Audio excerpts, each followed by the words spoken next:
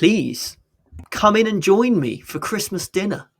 I am Isabella, and I can see from the way you dress, you are a man of exquisite taste. Is that a Warhammer quote? It is, yes. Oh, okay. I've added that we're joining Isabella von Carstein for Christmas dinner instead of just dinner. Yeah, I don't know how I feel about that. And sorry, I do know how I feel about that. Terrified.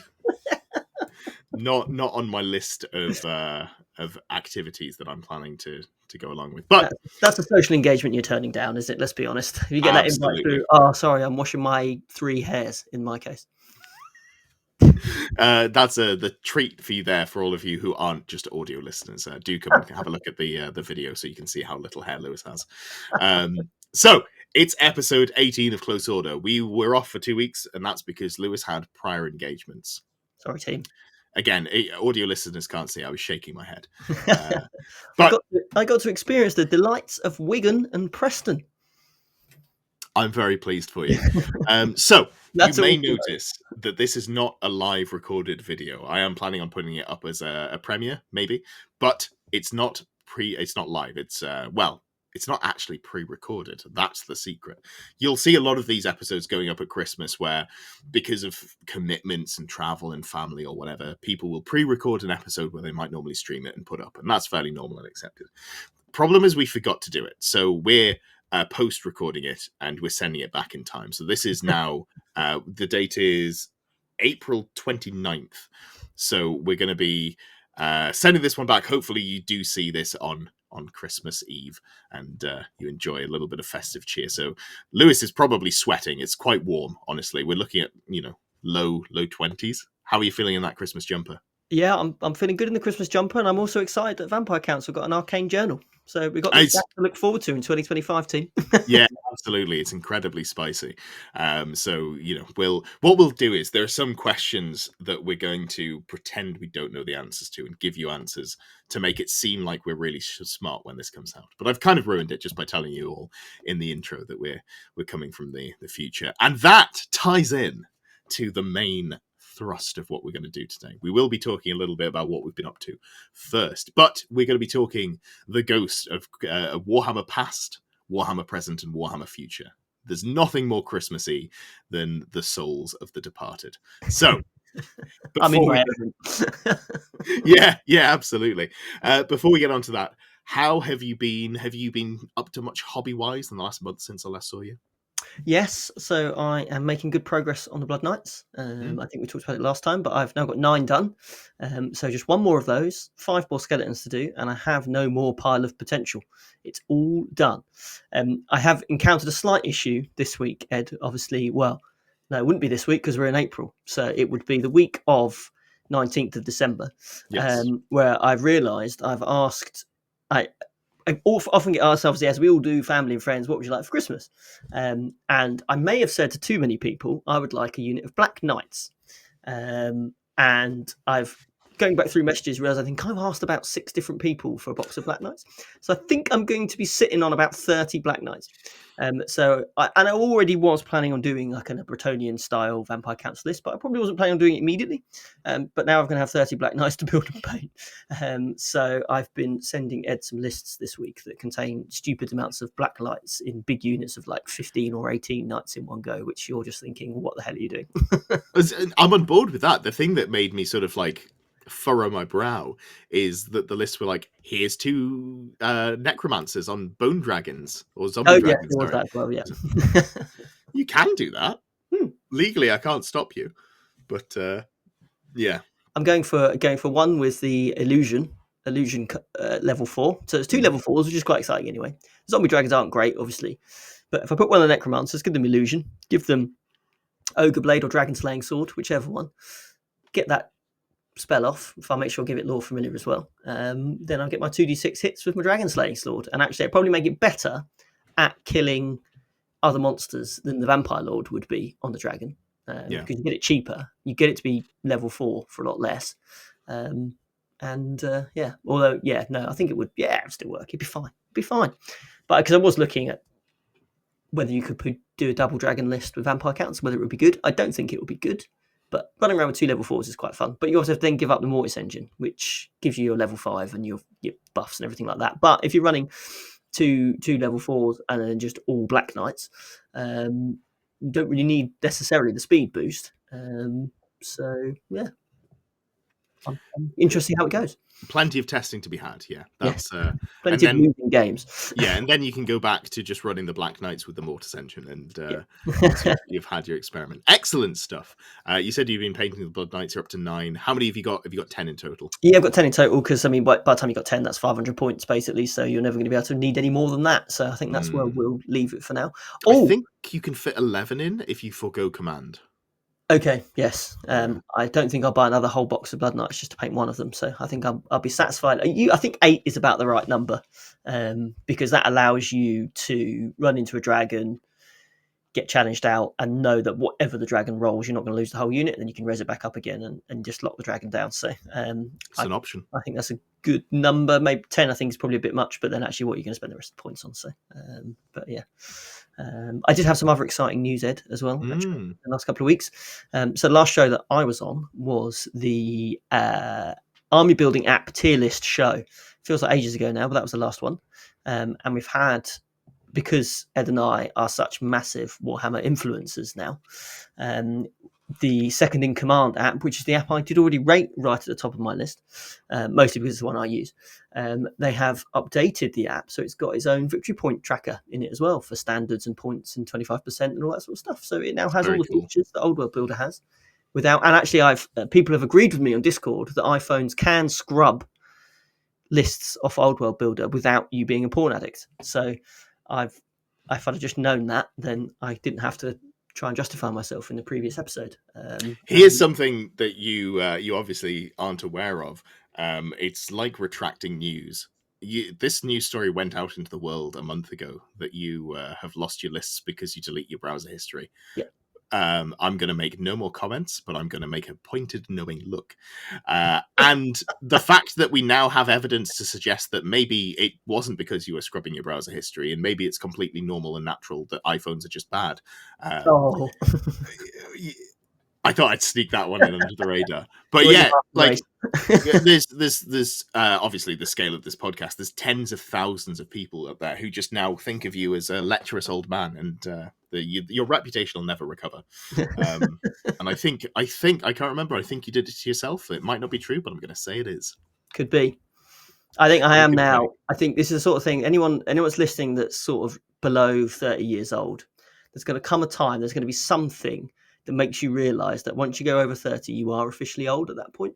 And it happened to my best friend, who's going to be best man at my wedding in a few months' time. Or actually, if we're 29th of April, in 4 days' time, he's going to be best man at my wedding. And he realised the other day that there's a work WhatsApp group that's for young people.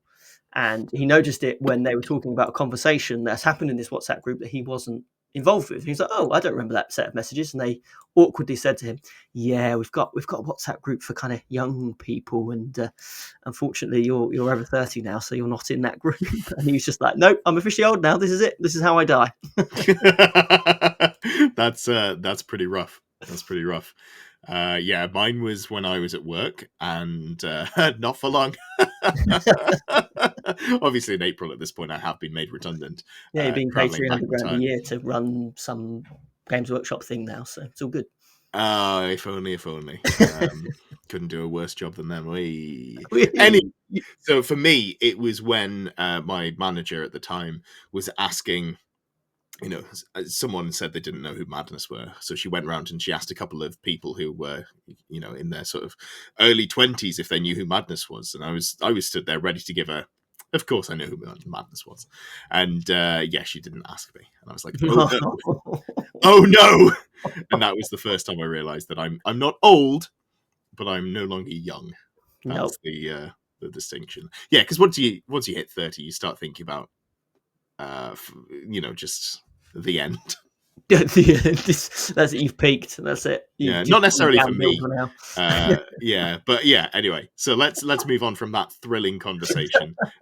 So you've been painting some Warhammer. Have you played many games? Just played the one game actually. Very only did 1,000 point like sort of intro game. So it's we've got a we had at the end of December we've got a little kind of Saffron Walden group session coming up at the end of December where a load of us are going around a guy's house. He's got space for 3 or 4 boards in his house, so we're going around there for a little kind of day of gaming, which I'm very much looking forward to. I'm going to see if I can get the Black Knight list built and have a go at it and see how bad it is.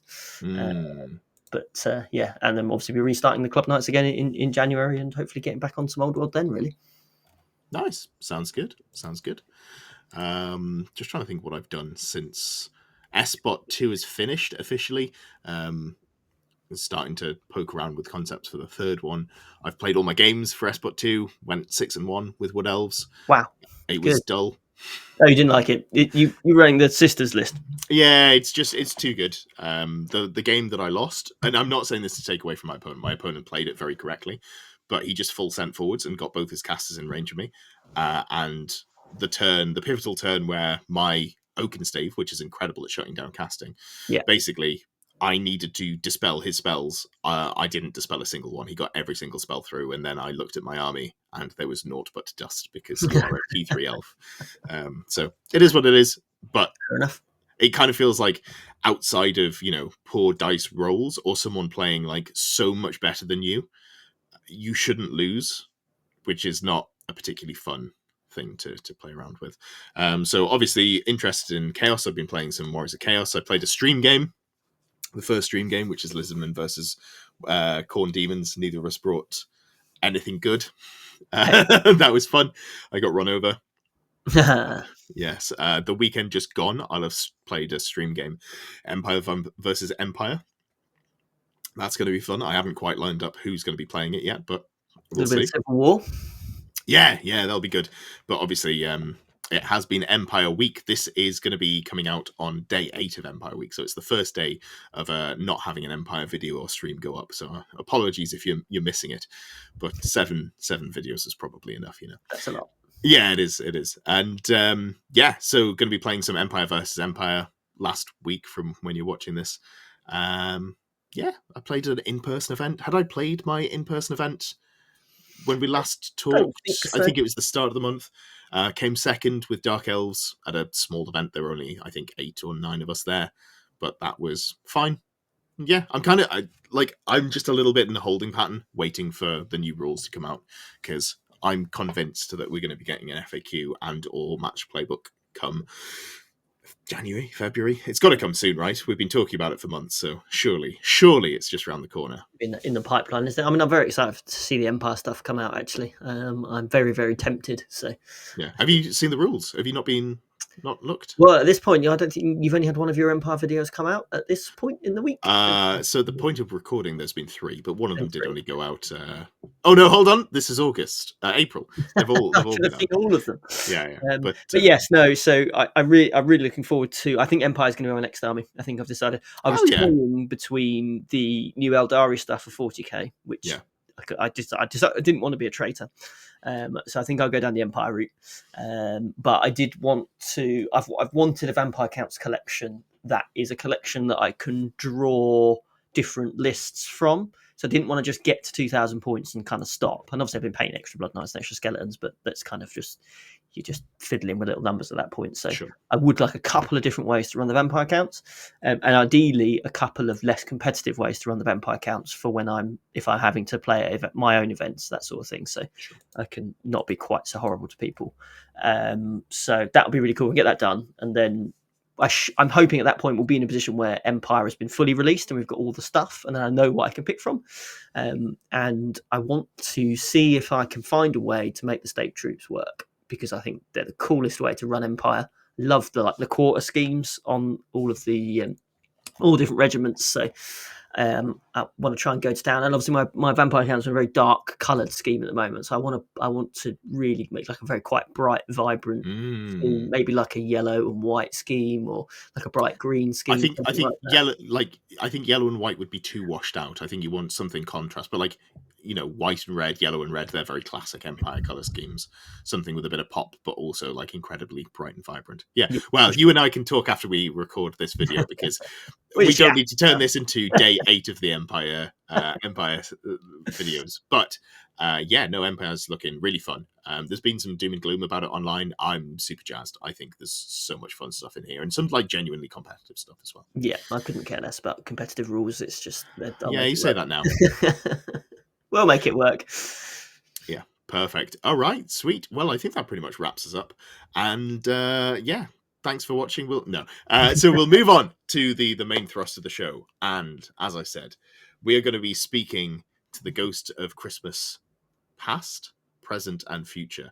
And first of all, I'd like to know, what is the one thing from Warhammer Editions past that you really enjoyed? Because we're doing a positive show. It's too easy to have a grumble. We're talking about things that we like. So what is the thing from past editions of Warhammer that you really enjoy and maybe would like to have in the game?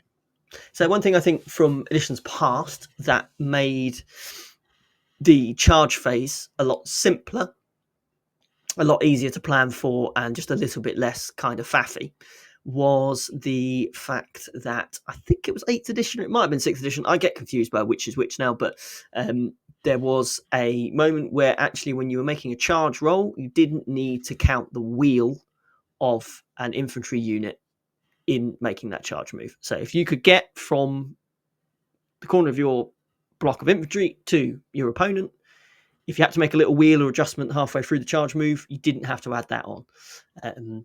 So what I'm finding in Old World a little bit sometimes is you're measuring charges, having to add wheels in and kind of sort of estimate how much the wheel's going to be and all that sort of stuff. Actually, it'd be quite nice if I just measure from A to B.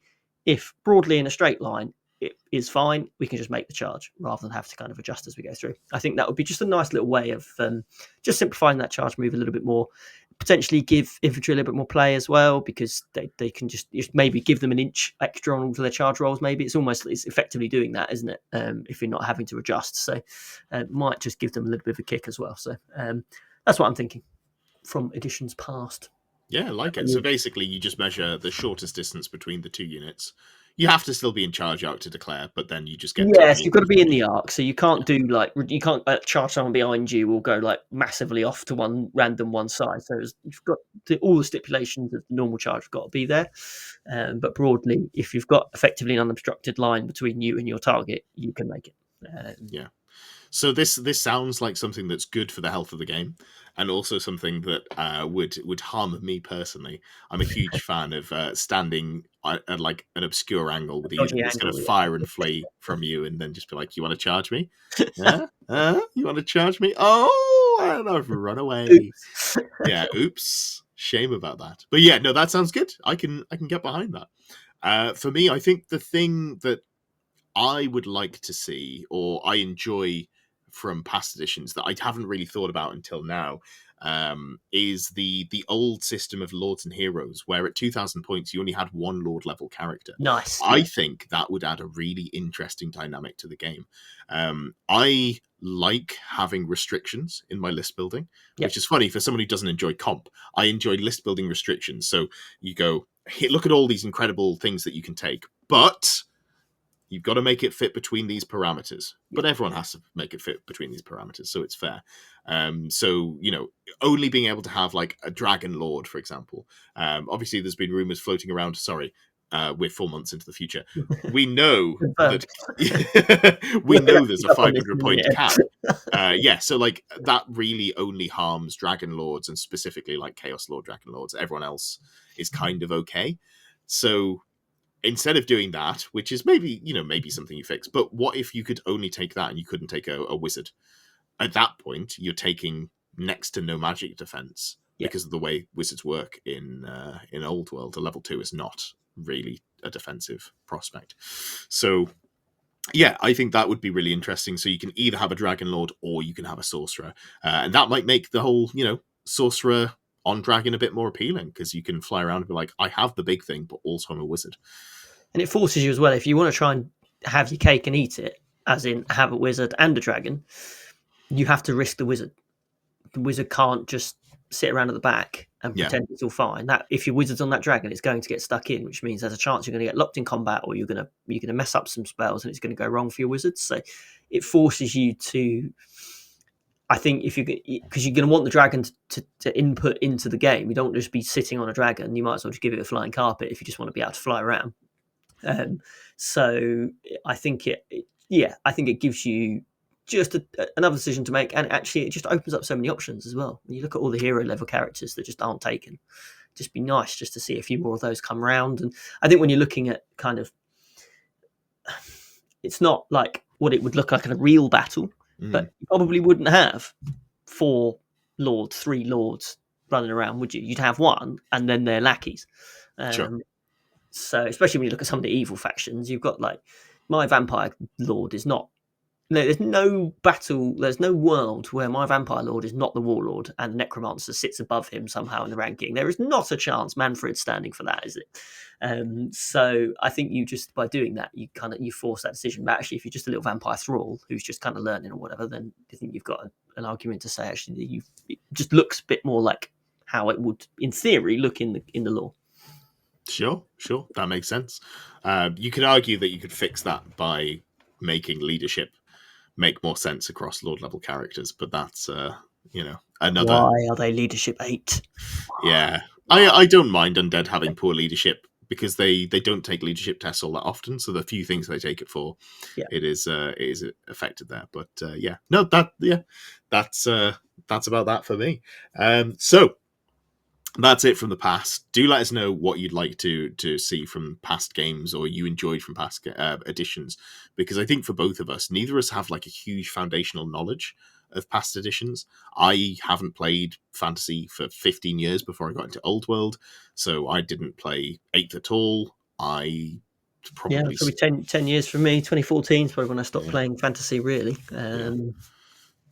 Just before the end time started, really. So that was about 18 months, 2 years of Games Workshop's life, wasn't it? So probably about 10 what years. I remember from fantasy is very much the feel of the game and not the specifics. That's definitely interesting. We managed to get through that. Neither of us said step up. Yeah, I don't think I want step up. So, but that's an argument for another day. Yes, I imagine there'll be comments. We've had that argument already, but I think there'll be comments suggesting that potentially. Yeah. Yes. All right. So we've had the ghost of Christmas past, but we haven't repented. We haven't atoned for our awful ways, and thus the second spectre has entered the podcast, and it is the ghost of Christmas present. Whoop. So I want you to tell me one thing. It doesn't have to be the thing you most enjoy, but it's just one thing that you really like about the game as it is right now. Yeah, I mean, in general, absolutely love it.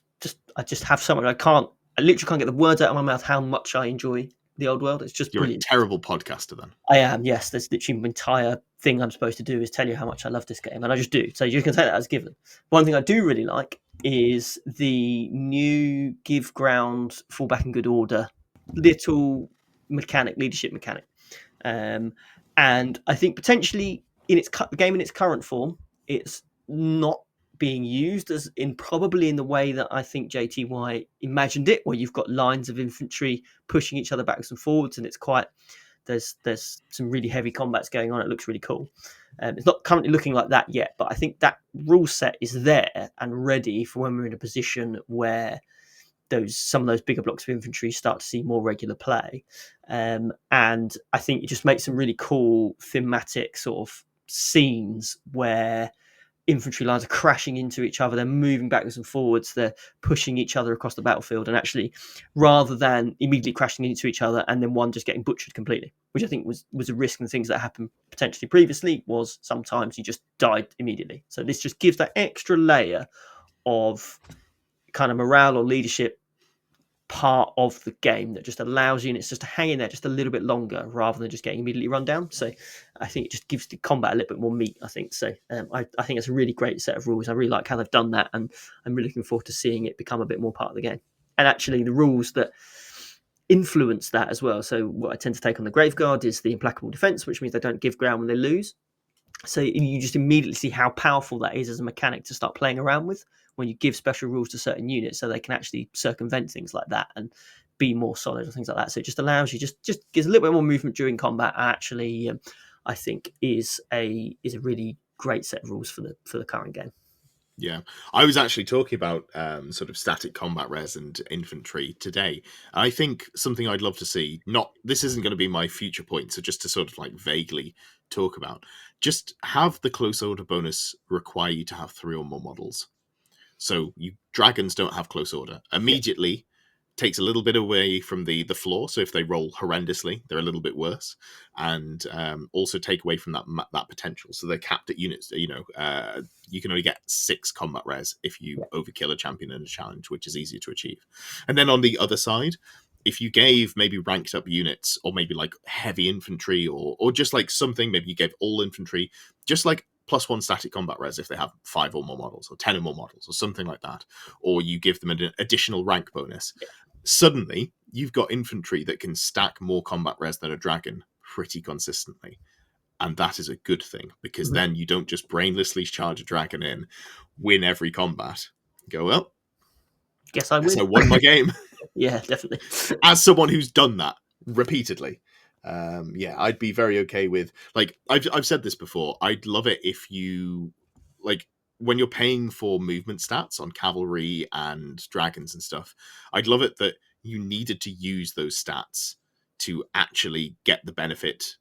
You need to get the flank charge to win into infantry that have got loads of static combat res. I think that would be just a good thing overall. Perfect. All right. What's your present then? What do you like in the current game then? What's your fave? So I think for me, and this is very much coming off, I've recorded 4 videos now into the Empire system. 3 have gone up. They've all gone up by the time you're watching this. But for me, it's the Arcane Journals. I think they're nailing it with the Arcane Journals. The baseline, I think, on the Arcane Journals is fun. I think all of them are fun. I think the Dwarf one is fun. I think the Tomb King one is fun. I think the Tomb King one is a problem, and it's an outlier. I think it is too strong. I think Mortuary Cult is better than it should be. And then obviously we've got the Royal Host Abomination, which is maybe not as much of a problem as I was expecting it to be, but it is still a problem in that if you play it well, and it's hard to play well, that is something that I'm very pleased about. You have to position very correctly. Very carefully, and you have to make the right choices. But there are not a lot of armies that can deal with it without tailoring their lists. And if you tailor your list to deal with it, you can beat it pretty easily. But then you have a harder time into the general field, which is healthy. I just don't love that that's a thing that you'd like. It's not the sort of game warping army that I like to have in the old world. But is what it is. It's not as much of a problem as I thought it was. But the Tomb King's Arcane Journal is probably too good.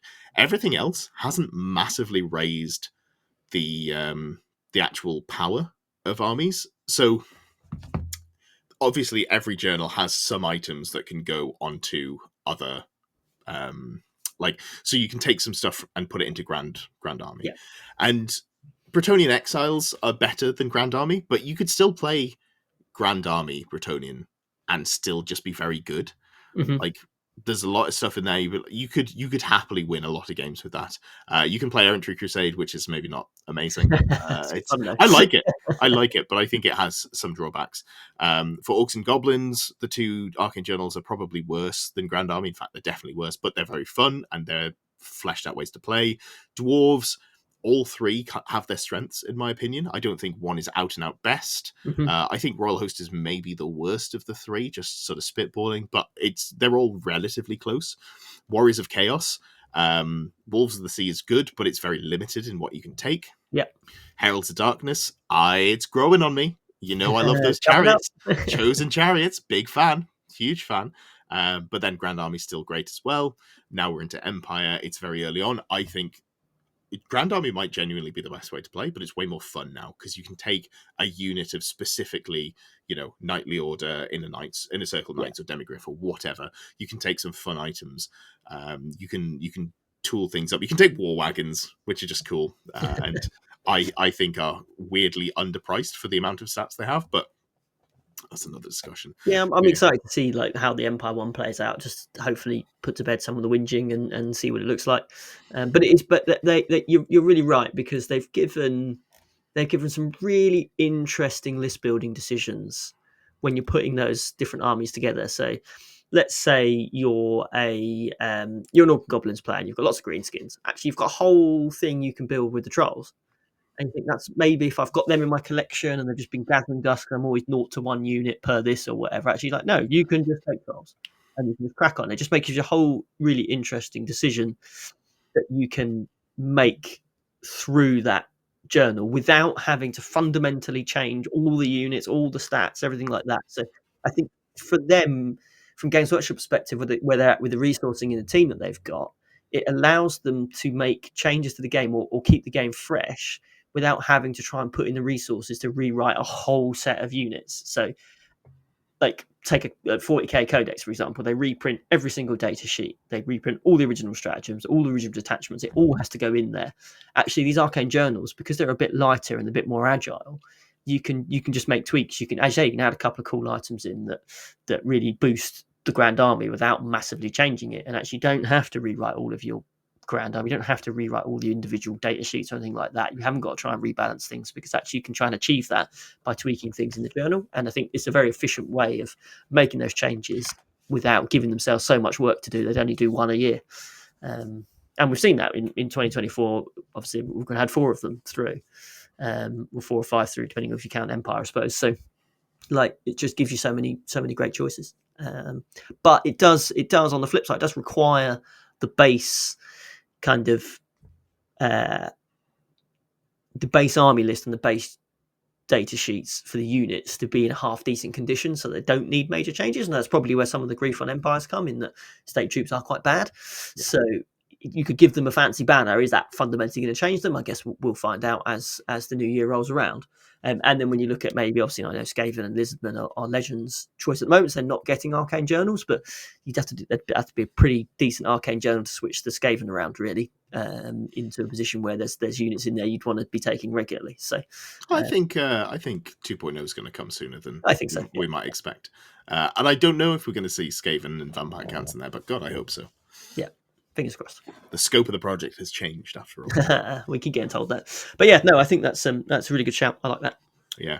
I think they've just done a great job. They've been knocking it out the park, and I'm interested to see what they do when they've got to the end, when they've done Beastmen and Wood Elves. I wouldn't be surprised if they do more Arcane Journals, but instead of just being like, here's an Orc and Goblins one, it might be, here is, there is an Orc War that is ravaging through campaign-based ones, yeah, through the lands of Bretonia. So you've got a Bretonia versus Orcs, and you've got 1 for each, or maybe 2 for each. That would be amazing, but that might be asking a little bit much, because then we're saying, hey, write an Arcane Journal with double the content in. Yeah. But that'd be really cool, because actually they can probably, usually I think they say it's normally about 6 months lag, isn't it? So they write these journals 6 months in advance. So depending on when Beastmen, etc. come out, in theory, that's all done by the summer of 2025. Which basically means they've got up until about now to look at how the game is standing, where needs help and where doesn't need help. And they've potentially got opportunities to start a process now of an Arcane Journal. It's got 2 factions in it that need a bit of a hand. So they look at the Empire one and say, okay, maybe we haven't hit the button on state troops yet. So let's put an Arcane Journal where, as you say, we put Empire versus Orcs. And we do some kind of like siege of whatever, and actually it's a siege of a backward Empire city where they don't have loads of guns and tech, and actually you get to build an Empire list that's all based off state troops, but they've given them enough of a buff that actually, if you want to run state troops, you've got a really good choice there. And the flip side on the Orcs and Goblins, find something that needs a bit of a hand in the Orcs and Goblins and start that process now and run from there. It gives them the opportunity to do that anyway, if that's how they're going to go. Because I wouldn't know. I assume we've probably got at least 2 years of this edition before they run out of 2.0, depending on what I would think expands mean. They won't want to do a big rules change yet. So if they've got more scope to write more Arcane Journals, and they can just put 1 detachment for 2 different factions in there, that's great. Or they could look at the Legends ones and go, actually, okay, the scope's expanded. We've got some time to start some new Arcane Journals. We'll do one that's Vampire Counts versus Lizardmen. I'd love to see that. Weird lore-wise, but like I think internal politics will stop them from doing that, unfortunately. But that's the thing that concerns me. Are they going to realise what they're onto? And is someone high up enough going to bash enough heads together that they actually just get on with each other? I hope so. But enough about Games Workshop being a cult. We have come to you from the future, and in fact, it is through the ghost of Christmas future that we are sending this video back. So, what is it that you wish to see come in the future? I have. It's a bit of a cheap one, I'm afraid, Ed. Oh yeah. I'm not saying I did preparation for this episode at 6:30 on a train this morning, but I might have prepared this episode at 6:30 on a train this morning. Sorry, I didn't meaning prepare. my future is definitely very cheap, and my future is the scope of the project has expanded to include the Legends factions, and we start seeing Arcane Journal Skaven, Arcane Journal Lisbon. Do you know what? I wouldn't even care if they did Arcane Journal Vampire Counts last, if it meant that we got Arcane Journals for all the Legends factions. And they just stood up and said, fuck you, the rest of Games Workshop, we're going to do it. And give some detachments for each of these armies. Say don't ever buy Games Workshop models for Skaven, never buy Games Workshop models for Skaven, but you can now use them and actually therefore make them usable in Games Workshop events and make them official. Because even every single event I've run so far, so running up to buy tickets now for the February event, I've had people emailing me going, are you going to accept Legends factions? I'm like, yes, of course I am. Run Vampire Counts. I wouldn't be able to play. So clearly that message has got through. That marketing, that comms that says you can't play these factions has got through to people that don't come to events very often. Mm-hmm. And they're worried about investing in Skaven or investing in Lizardmen because they want to be able to play them at tournaments and things like that. So the message is there. So it'd be good if that could just be, that whole kind of comms could be switched around and just say, no, we're doing it. Yeah. I think that's a good one. I like that. My cheap one would probably be I just want infantry to be better, and not in the monkey's paw curling. Okay, we've got the Royal Host Death Star of 180 models. I'd like to sit there to be a reason to take ranked up units of 15 to 25 models. I think that'd be cool. Yeah. It will be a culture shock for me. I'll have to learn how to play them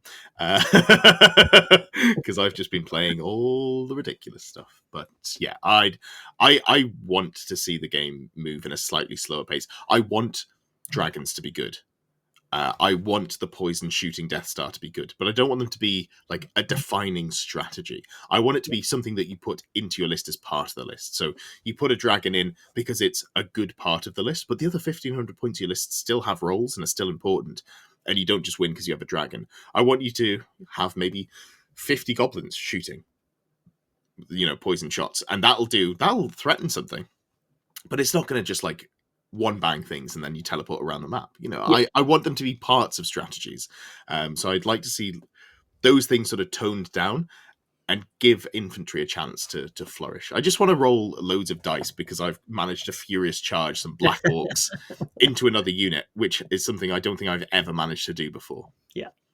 No, definitely. Yeah, I want to be in a situation where I lose like 25 skeletons to an impact charge from Black Orcs, but just enough of them live that they can just stand back up and just like start punching back. That's just really cool dynamics that I'm missing ever so slightly at the moment because just when infantry hit skeletons, they just die. So my skeletons just win, and that's like it's not as fun a mechanic as it could be. And actually, if infantry got better and I stayed where I am, then we're just in a much more challenging experience, I think. So yeah, no, agree with that. Definitely good one.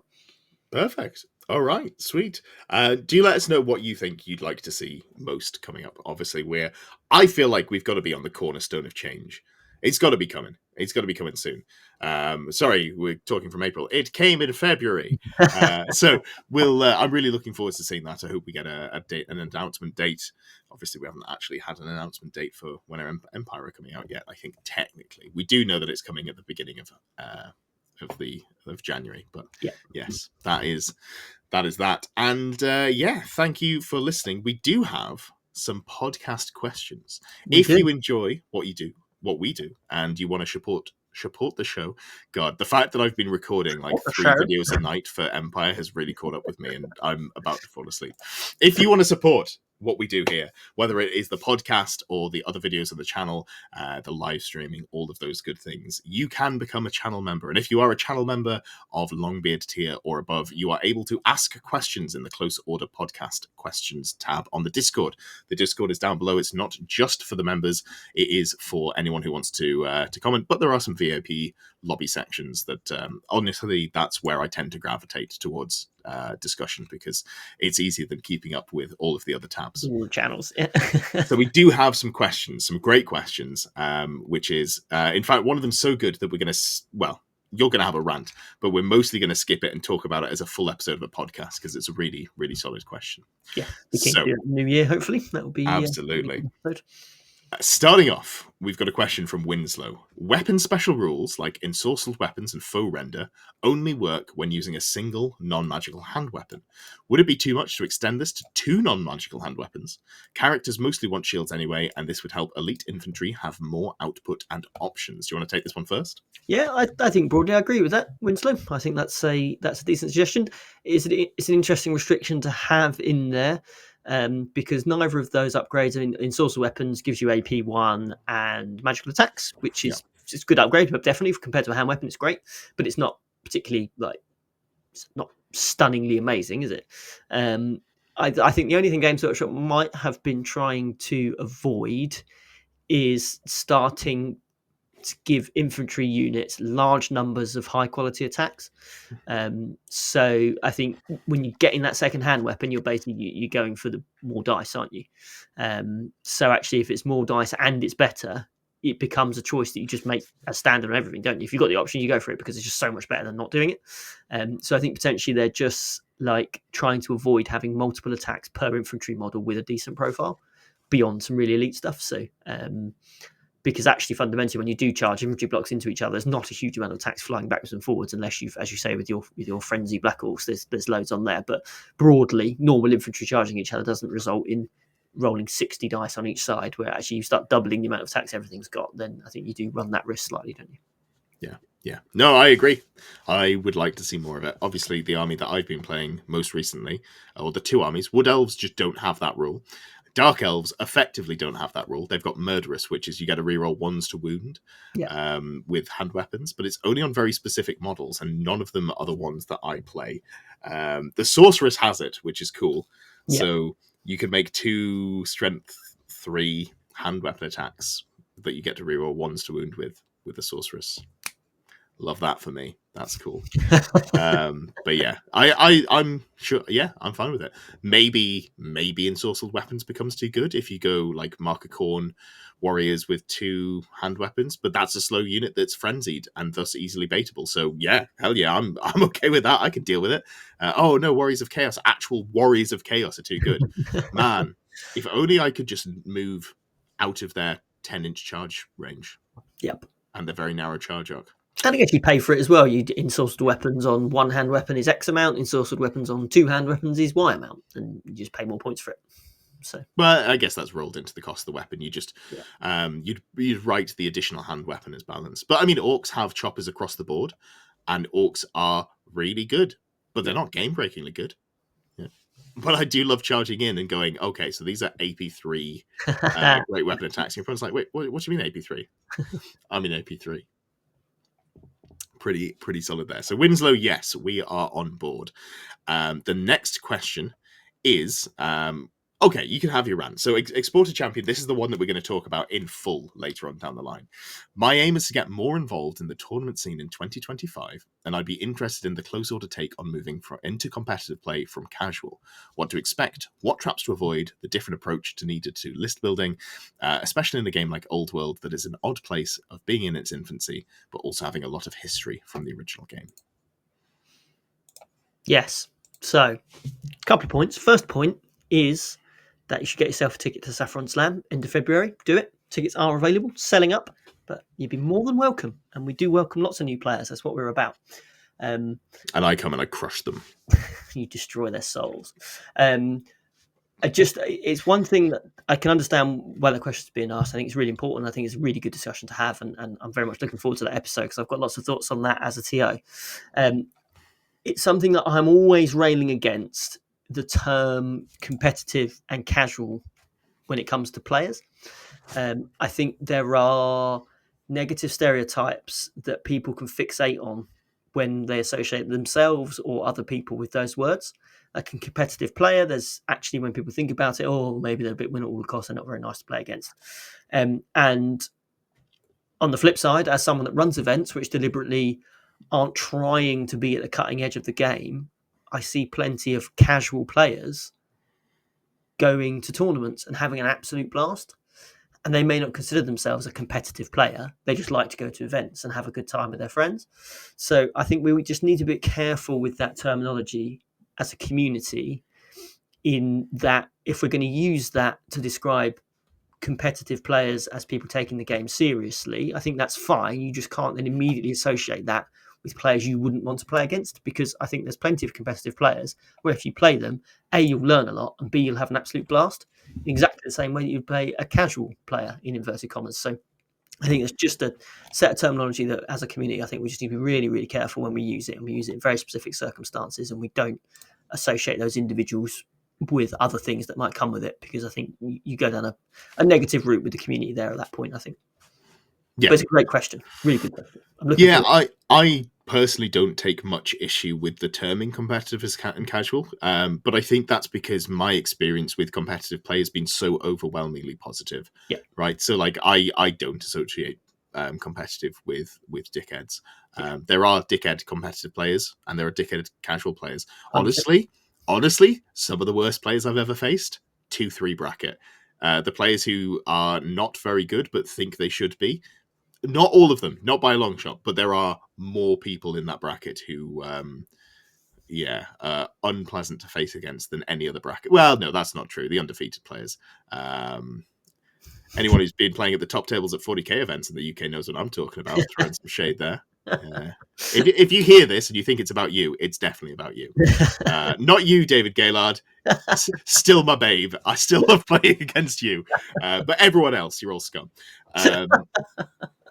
I got 6 points off David Gaylard in the ITT the other week with my Tau, that's having really not good. practiced at all or played, and he had his guard, which in 40k terms are really good right now. So I was very happy with that. But he was a gent to play against for sure. He's so lovely. It's been a while since I've professed my love for him on a podcast, so hopefully this one makes its way to him with no context. Yeah, someone just clip that and send it to him.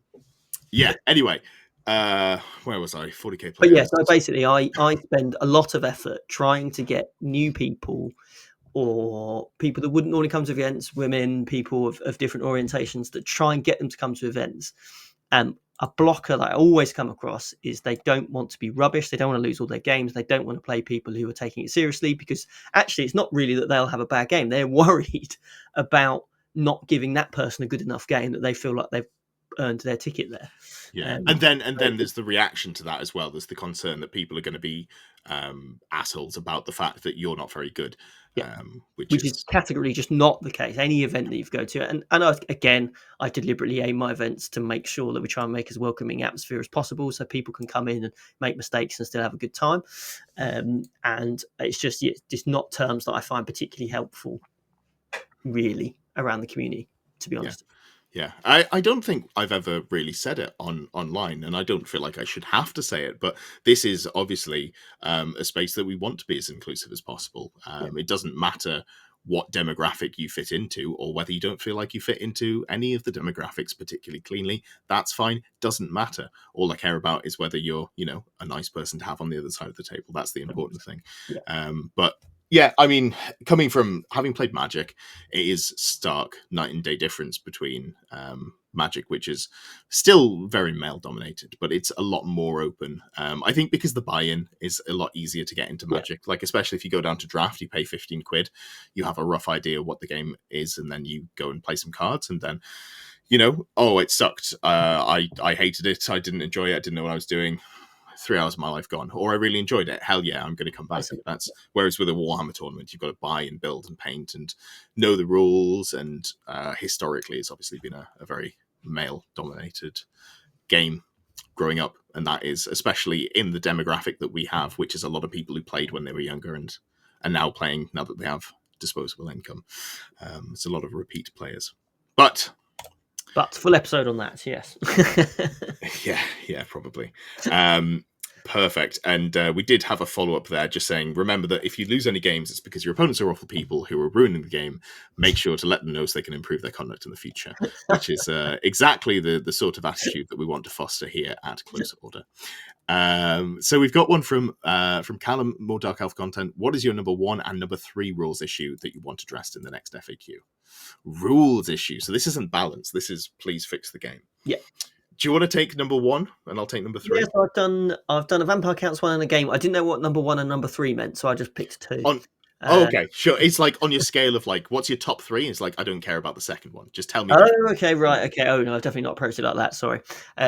My Vampire Count one would be the interaction between Screams and Ethereal. And actually, to be fair, just Screams in general. I think they need some either balance updates or FAQs just to clarify things about which Screams can. It's just weird that a Scream from a Banshee can affect Ethereal units, but a Scream from a Terrorgeist can't. That just doesn't make any sense. They're doing exactly the same thing. So things like that it's just little silly rules with the Screams. It just feels like it just needs to be a little bit better thought out. Clarification, bit of a rewrite, I think just would just help that mechanic. I don't think it obviously started edition is a very powerful mechanic, but I think people are just used to it now and they understand how to not let that ruin their game. So I don't think it's as powerful as it used to be. So I think it doesn't need toning down massively. I think it just needs slight adjustments so that it's very clear both sides exactly how it works. So you can come into the game as a non-Vampire Count player and understand how the Scream mechanic works quite happily. Sure, that makes sense. So I'm just going to say that was your number 3. So I'll give my number 3 as well. What would my number 3 be? I know what my number 1 is. I'm going to say my number 1, and then I'll come back to my number 3 just to give me more time to think. Just skirmishes, just skirmishes. Like they don't work. Please make them work. Please just completely take that section out of the book and rewrite it. Yes. There are a lot of like every time you're like, this is a weird interaction. I wonder how this works when there's skirmishes involved. There's just no answer. Nothing. Especially like, God help you if it's skirmishes on skirmishes. Here's one for you. And I think there is actually an answer for this. It's just one that sits at the back of my head rent free.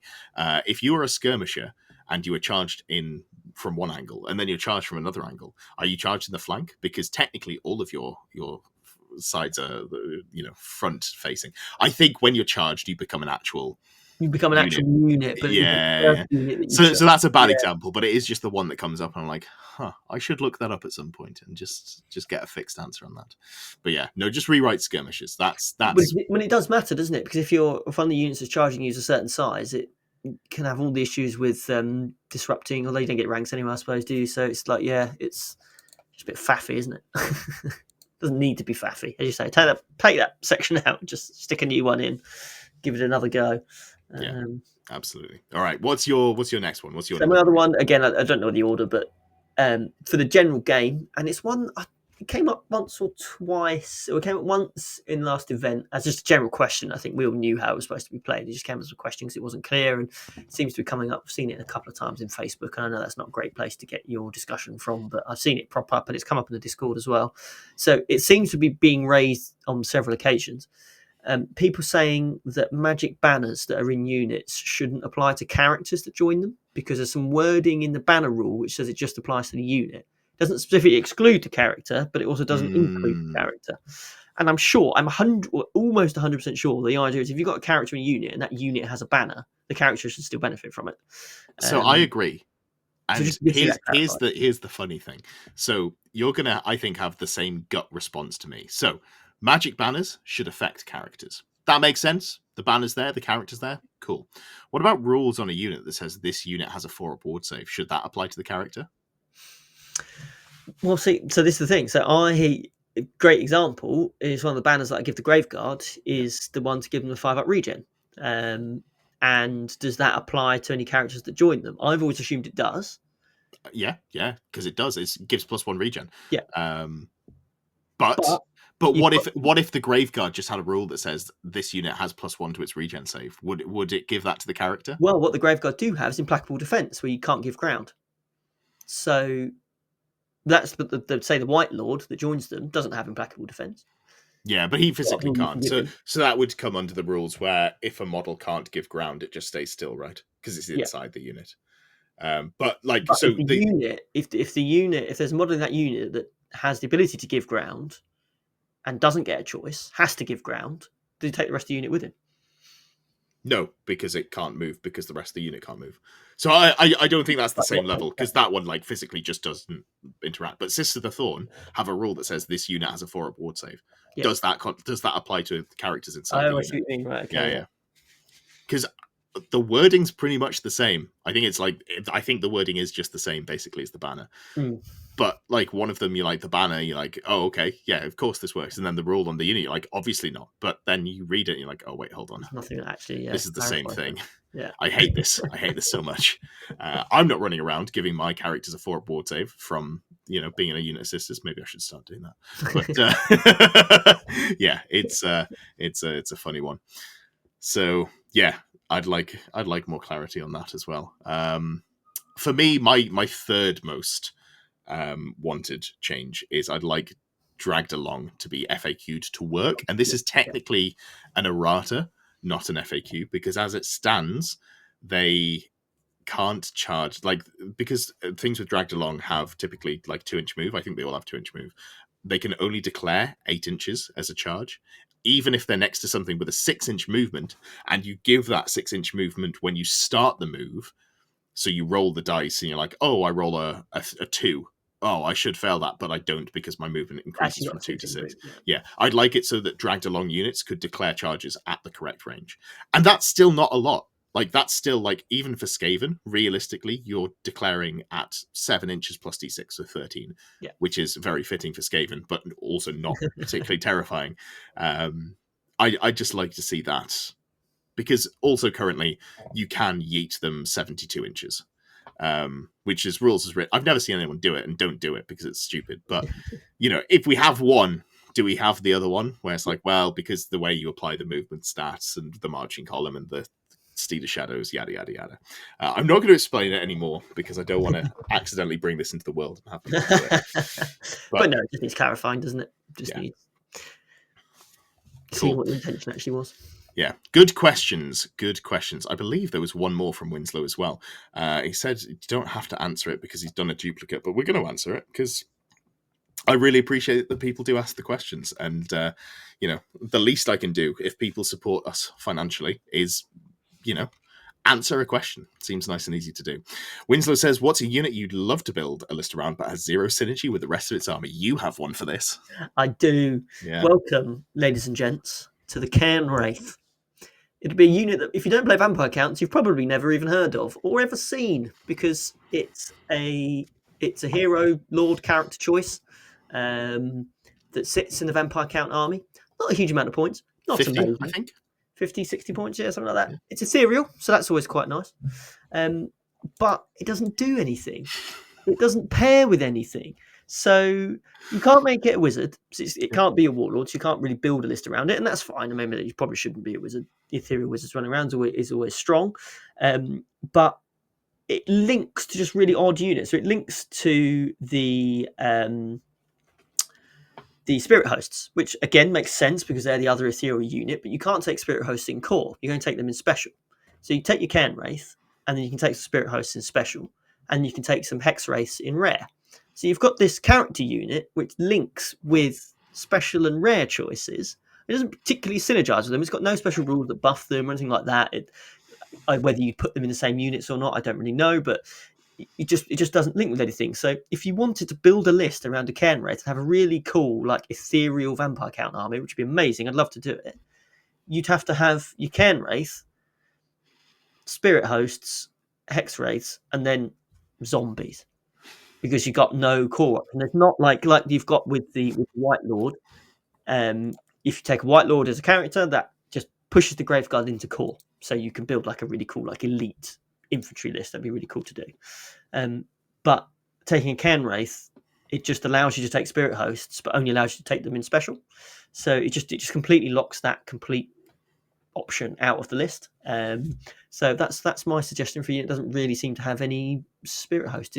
Obviously, it can't be BSB. It can't. It just doesn't have really any access to any upgrades or anything like that. So it just sits there as a character that you should never build around. Although it'd be really cool to build around. Make a ghost list. Okay, that's my suggestion. Yeah, for me, ogre lead belchers. They bad. I had an ogre army way back in the day, and I remember having, I think, 8 of them, so they must have been decent. They're just not good. Like, if you look at the Empire Arcane Journal, you've got Imperial Ogres in there, and their version of the Lead Belcher is still bad. You can give them a light cannon for 8 points, and I wouldn't, because it's an 18-inch range gun, strength 4 AP1, which is fine, and it is, I think, if you hit, it's an extra D3 hits. It might have Armor Bane on there as well, but it's just like, realistically, you're going to hit on 6s because you're going to be moving and shooting at long range with an 18-inch range gun.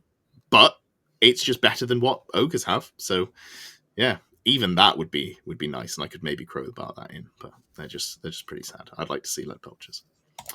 We're going to pick one last one from Winslow. I think we kind of touched on the other 2 questions a little bit, not in full, but we don't have to go into those ones. But Winslow says, is there an Age of Sigmar model you'd really love to see ported over as an old world unit?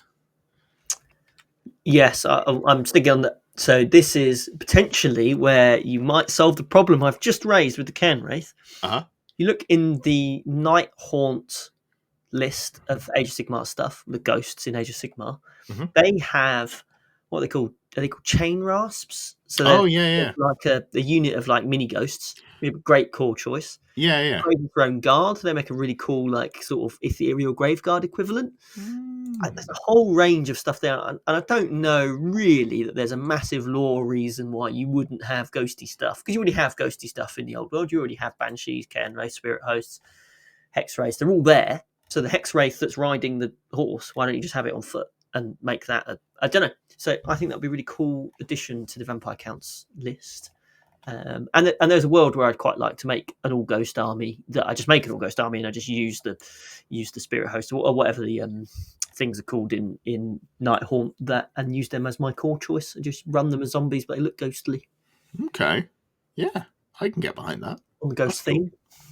Yeah, I think for me, the Lizardman range, the Seraphon range in Age of Sigmar, there's so much in there that I'd love to see ported over.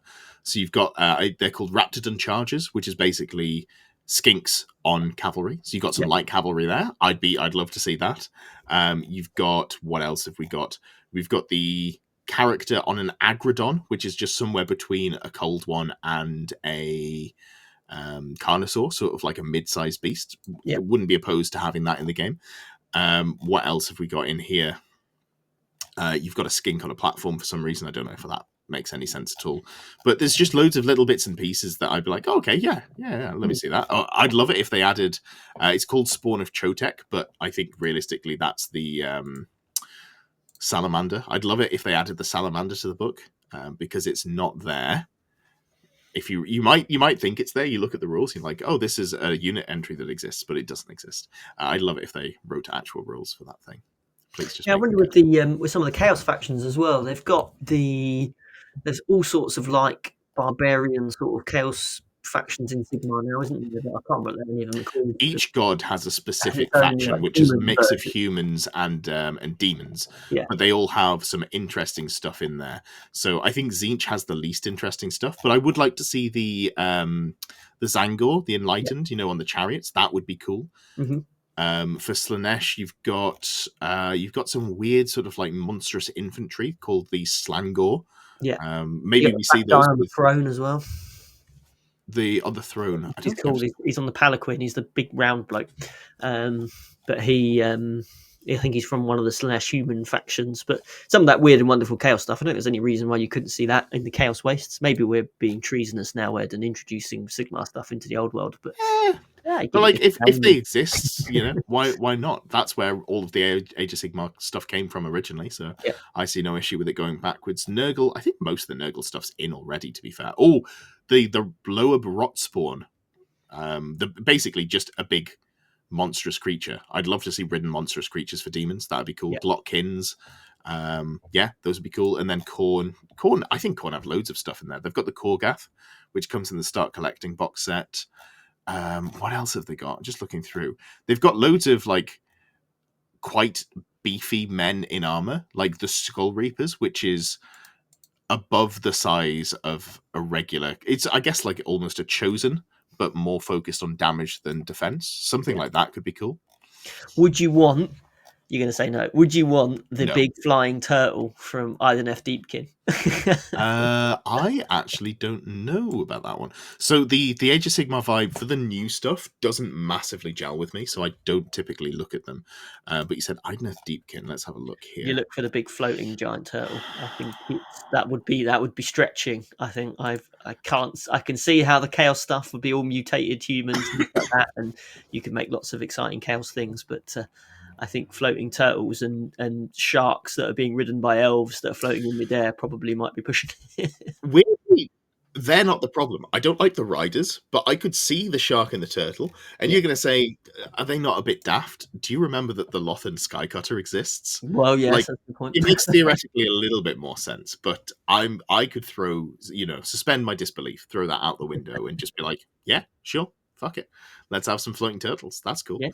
The Cadron Overlords, they would come in. Given in the I really like Cadron novels, they find their first airship, don't they? It's a few hundred years further on in the timeline, but they have an airship that they fly over the Chaos Wastes, don't they?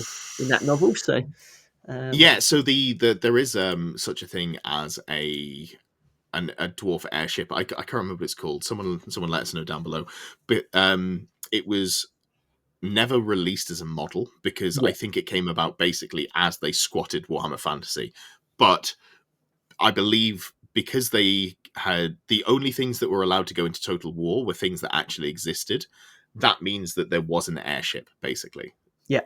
Like an actual Warhammer airship that was made but then just never released, or something along those lines. I'm kind of mixing the story in my head, but yeah, I'd love to see an airship. I'm now thinking, because I'm obviously very hype on the Empire War Wagon, what if you just went Empire gun balloons? I was talking about doing land ships, 3D printing some land ships, but this is maybe even cooler. Oh, I like that idea. Lots of ways we can pollute the old world. I think there'll be some people that have been playing for 30 years screaming at, or they've switched the video off by now. They'll be like, I'm not listening to these two muppets. Okay, like ruining my game. if you can't put up with people enjoying things in a different way than you can fuck off. Yeah, there's no space for you. If the only way to enjoy your hobby is you enjoying it in the way that has been enjoyed for 30 years and no one can do anything else, then you're not wanted. Like I don't think that's an unreasonable position to take. No, so when fantasy went away, just going back when it went away the first time round, I thought I'd get my square based kicks from historical war games. And then you met the player base. Well, yeah, so I bought a unit of pike and shot pikemen. And I painted them in I got to the point where I was a half decent painter at that point. I painted them in an Empire style scheme. So it was a cross scheme with purple in two quarters and white in two other quarters. Posted it on the Facebook group for whatever the game, I can't remember what the game was, one of the Warlord Games ones. And when people are like, oh, I went viral, I didn't know what to happen. I literally posted it on Facebook, put my phone away and went and did something else. Came back an hour later and there was like 100 comments about how all just hating you. No one in the British English Civil War had purple. It was such a too expensive colour to have made in cloth. There's no way that your rank of pipe. And I was like, I put that unit, I put it on eBay and never came back. I was like, I'm not interested. And this is why people shouldn't be gatekeepering assholes. No. Like, get a grip. Anyway, it's been a pleasure to talk to you. Hopefully this episode wings its way back into the past and you see it on December 24th. Merry Christmas, happy holidays, all of that good stuff. Thank you for watching, and thank you to the support that I receive from my channel members. Huge thanks to the Grail Knight tier supporters, and also thanks to the Longbeards and the Fanatic tier supporters as well. If you want to support the channel, you too can become a member. The link is down below the video. But if you don't want to give me any money, which is entirely fair enough, I would appreciate the thumbs up, the comments, all of those good things that help me get found in the YouTube algorithm. They really help, and they've been helping grow the channel, and I appreciate the support that I've been given. If you want to see more stuff, and just engage in the community we've been building. There is a closer order Discord down below. It's not a VIP Discord, anyone can join, but there are some VIP sections for the YouTube members at Longbeard tier and above. Currently, I'm trying to get 2 videos out a week on a Thursday and a Sunday, and also doing 2 live streams. That's a Tuesday and a Friday. I do stick to this as much as possible. So, check me out. I'll see you around.